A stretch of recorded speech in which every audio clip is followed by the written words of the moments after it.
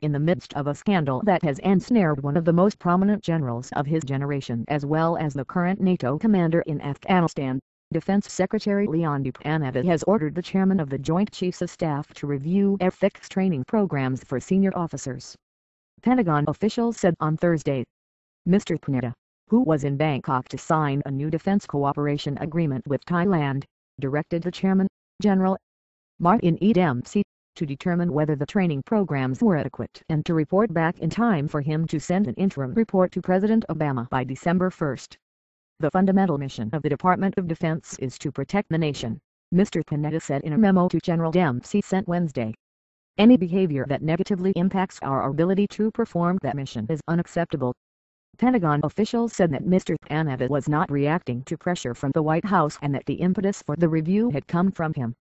They insisted that Mr. Panetta had planned the review of the ethics programs even before David H. Petraeus, a celebrated retired general, resigned as director of the Central Intelligence Agency on Friday because of an extramarital affair. Since then, General John R. Allen, the NATO commander in Afghanistan, has come under investigation for what a law enforcement official said Wednesday were a series of sexually explicit emails between him and Jill Kelly, a woman from Tampa, Florida, active in local military circles. Associates of General Allen say the emails are innocuous. This was going to happen anyway, Georgie Little, the Pentagon press secretary, said of the review. This year, there have in fact been an unusually large number of senior military officers investigated or fired for sexual improprieties, sexual violence, malfeasance or poor judgment. General William E. Ward, the former commander of the United States Africa Command, was this week ordered to repay the Army $82,000 for misusing government money for travel and lodging, and will be retired at the lower rank of Lieutenant General. Brig. General Jeffrey A. Sinclair, the former deputy commander of the 82nd Airborne Division in Afghanistan, is confronting the military equivalent of a grand jury to decide whether he should stand trial on charges of adultery, sexual misconduct and forcible sodomy. James H. Johnson III, the former commander of the 173rd Airborne Brigade, was expelled from the Army, fined and reduced in rank to lieutenant colonel from colonel after being convicted of bigamy and fraud. The Air Force, in the meantime, is struggling to recover from a scandal at Lackland Air Force Base in Texas, where 6 male instructors were charged with crimes that included rape and adultery.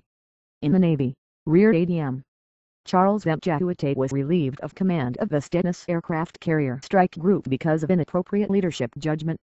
In his memo, Mr. Panetta said the Defense Department would continue to hold officers accountable for violations of its standards and rules and that he expected sound judgment as well. An action may be legally permissible but neither advisable nor wise, he said. He noted that the vast majority of senior military officers led by example and enforced ethical standards. Mr. Panetta said at a news conference in Bangkok on Thursday that there was no evidence so far that more military officers would get drawn into the scandal enveloping Mr. Petraeus and General Allen. Nonetheless, he spoke cautiously. I am not aware of any others that could be involved in this issue at the present time, Mr. Panetta said. Obviously, as this matter continues to be investigated both on Capitol Hill and by the Inspector General, I'm sure we'll have to wait and see what additional factors are brought to our attention.